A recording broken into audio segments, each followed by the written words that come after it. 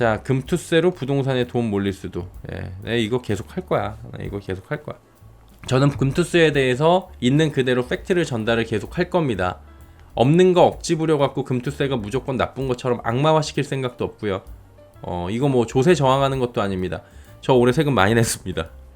번 거에 비해서 진짜 많이 냅니다. 왜냐면 전 털 게 없어갖고 근로소득이랑 일부 배당이 있고 저는 그 다음에 사업소득이 있는 거예요. 이거는 결국에는 유튜브로 돈이 들어오는 거긴 하니까 광고소득이 합치니까 제 친구 대기업 다니는 애 한 명 꼴도 안 나오는데 다 합쳤는데 안 돼요.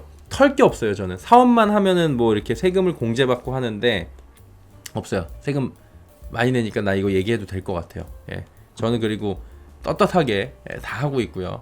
거리낌 하나 없습니다. 그래서 금투세가 과연 어떤 영향을 주는지에 대해서 팩트로 그냥 정리를 하는 거고 선전선동 아니라고 다시 한번 말씀을 드립니다. 그리고 제가 계속 말씀드리고 있는 측면들이 결국에는 미리 말씀드렸던 것들이 이렇게 기사화가 돼서 나오고 있는 것들을 확인을 하실 수가 있을 겁니다. 자, 금투세로 지금 부동산에 돈이 몰려갈 수도 있다라는 겁니다.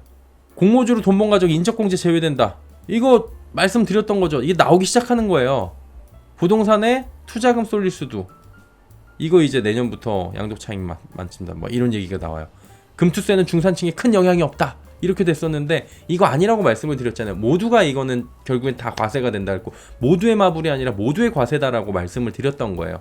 따지고 보니까 전체 1% 15,000명에서 10배 늘어나서 15만 명 수준에 그치는 게 아니고 그들이 운영하는 금액이 6%고 그들의 그 금액이 빠져나갈 때 발생할 수 있는 충격들 1차적으로 이런 것들을 생각을 할 수가 있고 그런 부자 감세가 맞느냐 아니냐를 살펴보는 건데 실질적으로는 인적 공제가 안 돼 버리고 그다음에 공모주로 한 푼 두 푼 열심히 모으는 사람들조차들도 전부 다 이게 다 제외가 돼 버리고 그다음에 부양가족에서 제외가 되면은 이게 부양가족을 지금 인적공제 신경 쓰고 지금 건보료 신경 쓰는 사람들이 서민이에요, 부자예요. 진짜 한 달에 막 진짜 몇 천만 원씩 버는 사람들 못해도 한 2천만 원씩 버는 사람들이 건보료 신경 씁니까? 신경 쓰지.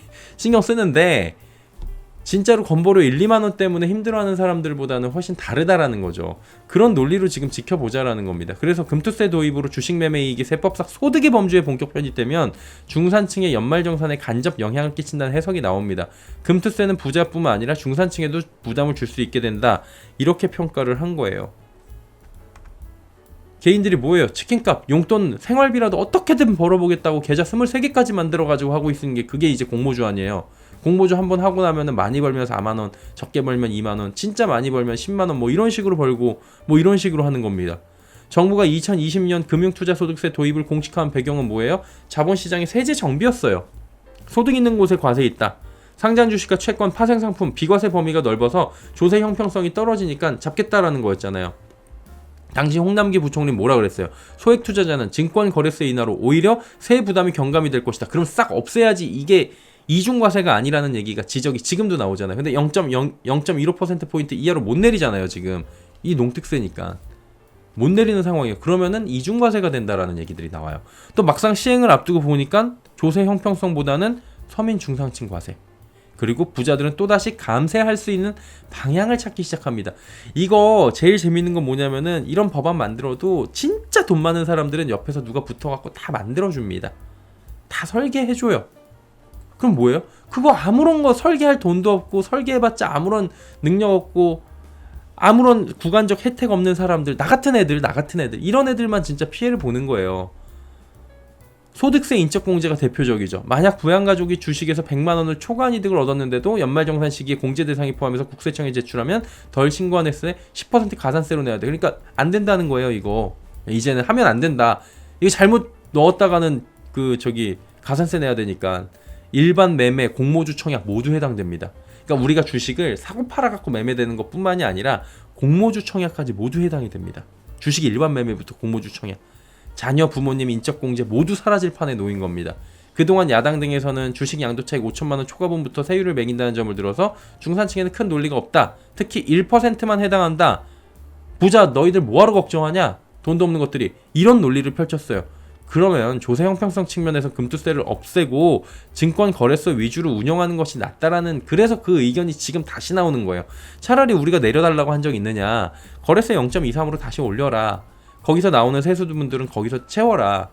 왜 세수 부족분을 지금 세수 부족분이 나온 적이 없어요. 왜냐하면 시행이 된 적이 없으니까 세수 부족분 결손분이 없다고요. 사람들이 자꾸 착각을 하는 게 뭐냐면은 결손이라는 건 있던 게 없어진 거잖아요. 이거는 없던 거예요. 없던 건데 어떻게 생기냐고. 말이 안 되잖아요.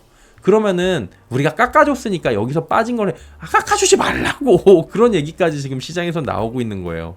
국내에서는 세금을 내지 않는 외국인이나 법인세를 내는 기관 투자자는 금투세 적용을 받지 않고 있습니다. 이것도 차별적 요인이라는 거죠. 그리고 개인이 기관이 되면 어떻게 할 건데요? 이건 내일 정도에서 한번 제가 정리를 해드리도록 하겠습니다. 개인들이 이제 기관이 될 수가 있습니다. 법인을 설립해가지고 지금 실제로 제 강연회에서도 법인 투자 어떻게 보세요라고 질문이 나왔습니다. 예. 증권거래세는 농민들 때문에 완전 폐지 못하죠. 원래 정부는 증권거래세 폐지할 방침이었는데 농특세 때문에 0.15%포인트까지만 거기밖에 못 맞춰요. 예. 이게 0.15부터는 농특세니까 더 이상 할 수가 없다는 거예요. 또 해당 자금이 증시를 이탈한다면 부동산을 자극할 수 있다. 파이터치 연구원? 뭐 이런 데가 있는데 2021년도에 금투세 도입 시 주식시장에서 빠진 돈이 부동산으로 몰리면서 부동산 가격이 급등할 수 있다라고 예상하기도 했는데 이 정도까지는 아닐 것 같긴 하지만 실제로 최근에 어떤 거하고 지금 자칫 맞물릴 수 있냐면은 더불어민주당도 종부세 폐지 논의에 일부가 들어갔습니다. 정부에서 지금 요거 이제 세법 개정에서 힘을 받고 있어요. 그래갖고 올해 쉰 부동산 시장으로 관심을 갖게 되는 요소가 많은 만큼 증시에 실망한 자금이 자칫 부동산으로 이동을 하면 증시 유동성은 줄고 그 풍선 효과가 부동산 쪽으로 가게 될 수가 있다라는 겁니다. 원래 원칙은 부동산이랑 증시하고는 자금의 성격이 달라요. 두 개 같이 하시는 분들이 있는데 이거 하나만 하시는 분들은 이것만 하고 이거 하나만 하시는 분들은 하나만 해요. 네. 같이 하시는 분들은 있지만 근데 이 돈이 일로 잘 안 넘어가는데 고액자산가들이나 좀 이제 오랫동안 증시하셨던 분들 가운데 옆에서 이제 컨설팅 해주는 사람이 부동산 괜찮은데요? 부동산 쪽으로 한번 법인 설립해갖고 이거 어차피 법인 설립해야 되는 건데 그 법인에서 하는 항목을 부동산 임대사업이나 아니면은 뭐 이런 거 하고 그 선생님 요거 저기 거래 할 때 좀 이득 보게 이렇게 여러 가지 항목을 넣죠 법인에다가 안 되겠냐고요. 나 같은 애들도 생각을 하는데 이게 안 될 리가 없는 거예요. 이런 걸 생각을 해보면 자칫 부동산으로 이동하면 풍선 효과가 나올 수 있다는 거는 당연하게 유추할 수 있는 생각이고 지금 민주당 같은 경우에는 갑자기 종부세 폐지가 얘기가 나왔잖아요. 이게 대체적으로 어디 쪽을 잡는 마용성이나 서울 쪽에 지금 한강 라인들 있죠. 의외로 지금 요번에 안 잡혔던 곳들 그쪽까지 지금 공략을 해가지고 이미 대선으로 지금 대선판으로 들어갔어요. 이쪽은. 다음 대선을 지금 준비하고선 공약들이나 여러 가지 제도들을 만들고 있는 건데 자 그렇다면 다음 대선을 만들 때 과연 금투세는 어떤 영향을 할지도 이분들이 보셔야 된다라는 거죠. 소득 있는 곳에 과세 내야 된다니까요. 우리가 사는 거 부가가치세도 내고 모두 내고 다 내요. 태어나자마자부터 우리는 모든 세금에 지금 노출이 되고 살고 있어요. 태어났으니까 무슨 세, 그 다음에 무슨 세 하루 종일 세금 내고 살아. 내라 그러면 내야지 어떻게 해요. 근데 다만 없던 걸 만드는 거에다가 이 없던 게 만드는 게 정상적인 과정이 아니라면 그거에 대해서는 이야기할 수 있다라는 거죠. 과세가 정상적으로 이루어지면은 지금 소득이 있는 곳에서 나라 살림도 정상적으로 가고 그래야 나라 운영도 되는 겁니다. 다만 손익통산하고 손실 이월 공제 허용의 범위에 대해서 무제한이나 넉넉한 결정을 해주고 투자자별 형평성을 받아줘야 되고 이중과세 여부 이게 사실은 제가 말씀드리고 있는 이게 키포인트예요. 손익통산 손실 이월 공제 허용 범위 그 다음에 투자자별의 형평성 뭐 기관이나 외국인이랑 개인이랑 다르게 하는 거 이중과세 0.15%포인트 어떻게 할 건지 알고 보니까 지금 이거 진짜 인적공제 다 저기 제외시켜 버려갖고 알고 보니까 중산층이나 서민 증세가 되고 있고 건보료 증가하는 것들 이거 어떻게 할 거냐고요. 그러니까 저항이 일어나는 거지 이걸 단순하게 조세 저항이라고 보기는 어렵다라는 거예요. 이건 조세 저항이 아니라 정상적인 조세 제도를 원하는 사람들의 그러한 목소리로 이해하는 게 훨씬 더 낫지 않을까라고 보여지고 있습니다.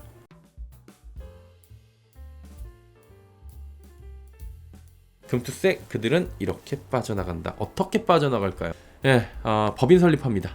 어떤 분이 제 강연회 때 여쭤보셨거든요. 법인 설립 어떻게 보세요? 필요하면 하게 되지 않을까요? 개인들도 만약에 이게 시행이 된다면 현실적으로 그렇게 될 수밖에 없다는 거. 자본 규모가 크고 정말 세금 부담이 커지게 된다라면 법인, 우리도 생각을 하는 건데 PB들은 이미 작업을 하고 있었던 거예요. 그래갖고 VIP 대상 고객들한테, 초고 부자들한테 금투세 도입 이전의 절세 방법을 착안해주고 있는 겁니다. 일업 영업 형태를 따져볼 수 있다는 목소리가 나와요. 절세 방안으로 제시가 되는데 입법 취지를 무력화할 수 있다. 그러니까 입법 취지가 무력화되는 게 아니라 이런 틈새가 있는 거고 이 잘못됐다라는 거예요. 그래서 이렇게 되면 어떻게 되는 거예요? 정작 정말 타겟팅이 됐던 쪽은 빠져나가게 되는 거고, 빠져나갈 구멍도 없는 우리 같은 직장인들은 건보료 올라가고, 이건 어떻게 우리가 할 방법이 없어요. 인적 공제 안 되고. 그러면 자녀들한테 주식 투자 안 시키면 된다라고 하는데, 아니 내가 내 자녀한테 주식 투자 장기 투자해갖고 그 인터넷 같은 데 보면은 11년 동안 아빠가 준 주식 열어봤더니 800만 원이 뭐 얼마가 돼가지고 이게 자금으로 쓰였다, 유학 자금으로 쓰였다 그러는데, 아니 부모 입장에서 그 돈도 못 해줍니까? 그런 거조차 하지 말라고 지금 얘기를 하는 거고, 야 그럼 안 팔면 되는 거잖아. 이게 미실현 이익에 대해서니까, 실현 이익에 대해서니까 미실현하고 있다가 애 다 크면 하면 되는 거 아니냐 그러는데, 아니 주가가 내가 뻔히 주식 투자를 하고 있는데 내 자식한테 넣어준 게 3년 정도 지나가지고 이제 이걸 이익 실현 주기가 됐는데 그걸 가만히 냅둬가지고 다시 10년 동안 도로아미타불 원상복구를 만들으라고, 이런 말도 안 되는 발상 자체가 잘못됐다라는 거. 이건 토론의 쟁점에 그런 사안조차 안 되는 건데 자꾸 이런 걸 가지고 왔고 물어보니까 머리가 아프더라고요. 자, 이것도 마찬가지 개념이에요. 보세요. 금투세 뭐예요? 부자 감세라고 이야기하면서 조세 형평성을 맞추겠다라는 입법 취지인 건데 정작 서민증세 이야기 나오고 있는 거잖아요. 손익통산과 손실 이월공제 허용의 범위에 대한 무제한 혹은 넉넉한 결정, 투자자별 형평성, 이중과세 여부, 건보료 증가 등을 살펴보니까 알고 보니까 중산층, 서민증세라는 지적이 나오고 있는 거예요. 이런 가운데 정말로 금투세에 타깃이 되는 고액자산가들은 빠져나갈 방법을 찾고 있다는 겁니다. 금융자산 10억 원 이상 자산가들은 올해 금융투자 늘리겠다고 답을 했습니다. 자, 그렇다면 투자를 늘리긴 하는데 금투세로 인한 세금을 어떻게 처리할 것인가에 대한 과제가 생기는 거죠. 현재 자산가들은 금투세 세금 납부로 인한 수익률 저하를 우려하고 있습니다. 말씀드렸잖아요. SK하이닉스 그 직원분이 그렇게 한다는 건 아니지만 그분이 11억 몇천만 원을 벌었어요. 순수익은 11억이에요. 지금 팔면 11억을 그대로 가져가지만 금투세가 시행된 뒤에 팔면은 약 33%의 그 수익률이 저하가 된다고요. 그러니까 어떻게 되겠어요? 부자들은 수익률을 한 푼이라도 높여야 되는 거고, 이 사람들이 운용하는 금액이 워낙에 크다 보니까 이 사람들은 절세도 같이 하면서 수익률을 최대한 끌어올리는 게 중요한 겁니다. 그렇다면 그들의 고액 자산을 관리해주는 PB들은 해답을 찾아야 되는 거죠. 내 돈 어떻게 하실 거예요? 못 찾아요? 나 딴 사람 찾아갑니다. 예. 상속세 등을 전문으로 컨설팅 해주는 사람들도 있잖아요. 그 사람들은 상속할 때 가가지고 막 해가지고 이제 수수료 받고 이 사람들 컨설팅 해주는 것처럼 고액 자산 관리해주는 사람들은 계속해서 관리를 해야 되니까 해답을 찾아주는 거예요. 그래서 1인 법인 설립 토자를 통해서 설립을 통해서 투자를 권유하는 겁니다. 금투세가 개인 투자자에 한해 5천만 원 이상의 금융투자 소득을 올리면 세금이 부과되는 만큼 법인 설립하면, 법인을 통해 투자하면 금투세 회피할 수 있습니다. 법인을 설립해서 투자를 하게 되면 금투세 도입 시에도 과세 대상에 포함이 안 돼요. 증권거래세 등과 같은 점에서도 뭐 세제 혜택을 누릴 수가 있어요. 그럼 뭐예요? 금융투자 자산이 많은 고객들에게 이런 방법을 안내를 하고 있고, 자산가들의 니즈는 어때요? 맞아떨어질 수 있겠죠. 야, 그럼 금투세가 시행되든 말든 나는 이렇게 하면 되겠다. 이렇게 하는 겁니다. 1인 법인의 경우에는 단순하게 법인을 세워서 투자한다는 개념 외에 고려해야 될 법적인 부분, 세무적인 부분이 있잖아요. 이거 누가 해줘요? 이 사람들이 해주는 거예요. 달라붙어서 해줘요. 왜? 우량 고객이니까. 이 사람 고객 한 명이 우리 지점을 먹여 살리고 나를 먹여 살리니까 달라붙어 갖고 최선을 다해 갖고 컨설팅을 해주는 거죠. 정교해질 수밖에 없는 겁니다. 은행 PB들이 고액 자산 증가를 위한 다양한 방법을 고민하는 것은 당연하죠. 예. 근데 법을 우회해서 입법 도입 취지를 무색하게 만든다는 쓴소리가 나오는데, 이미 이거는 만들 때부터 빠져나갈 구정이 있었던 거고, 이미 이거를 통해 갖고 이득 보는 사람이 있었던 거예요. 이 자체가 지금 따지고 보니까. 그리고 피해보는 사람들은 빠져나갈 구멍이 없는 우리 같은 사람들이었다. 이런 얘기가 지적이 나오고 있는 겁니다. 이런 법안의 가장 큰 문제는 뭐냐면은 타깃이 부자를 대상으로 한다고 이야기를 하고 있어요. 저 사람들을 뭐하러 여러분이 걱정해요? 저 초부자들을, 그 주식만 10억 원 돌리는 사람들을 여러분이 뭐하러 걱정합니까? 신경 쓰지 마세요. 저 사람들은 과세 대상이에요. 이렇게 얘기하는데 정작 그들은 빠져나가고 와 라고 얘기했던 사람들, M1 중산층 서민들은 꼼짝없이 증세받게 생긴 겁니다. 직장인들 가운데 주식 투자로 수익을 올리려는 사람들이 법인 설립하겠어요? 안 합니다. 3천만 원, 2천만 원, 5천만 원 갖고 하는 사람이 법인 설립하겠어요? 안 하죠. 못 하죠. 국내에서 세금을 내지 않는 외국인이나 법인세를 내는 기관 투자자는 금투세 적용을 받지 않고 있어요. 그러면 결국엔 뭐예요? 사모펀드 감세로 이어질 수 있다는 지적까지 나와요. 이러한 모든 일련의 상황들이 괜히 지적이 나오는 게 아니고, 자, 너 5천만 원 버냐? 자식들 주식 투자해가지고 이익 실현 안 시키면 될 거 아니냐? 괜히 편법으로 증여할 생각하지 마. 이런 되도 않는 소리 하지 마시고 이런 얘기를 꼭 한번 들어보시기 바랍니다. 입법에 취지가 있으면은 그 취지에 맞게 행해줘야 되는 거예요. 근데 결국에는 취지는 무색해지고 있다면은 그것도 시행 전부터 이런 꼼수들이 나오고, 꼼수도 아니고 이 사람들은 또 방법을 찾는 거 아니에요. 절세 방법인 거잖아요. 이거는 불법이 아니잖아요. 절세를 하는 방법인 거잖아요. 그럼 이거 못하게 그러면은 법인 투자를 통해서 못하게 한다고? 그렇게 못할 거예요. 사모펀드도 있고 지금 기관 투자자들도 있기 때문에 그렇게 못할 거예요. 그럼 이거는 사각지대에 놓인 거죠. 그럼 여기로 다 빠져나가겠죠. 고액자산가들은. 이런 것들에 대해서는 대비를 할 생각은 전혀 없는 거냐는 거죠. 이렇게 되면은 형평성은 형편없는 소리라는 거예요. 조세 형평성 따지는 거는 형편없는 소리고, 진짜로 부자 뭐 증세를 통해 갖고 형평성? 터민 증세 된다는 겁니다. 그 얘기 지금 하고 있는 거예요.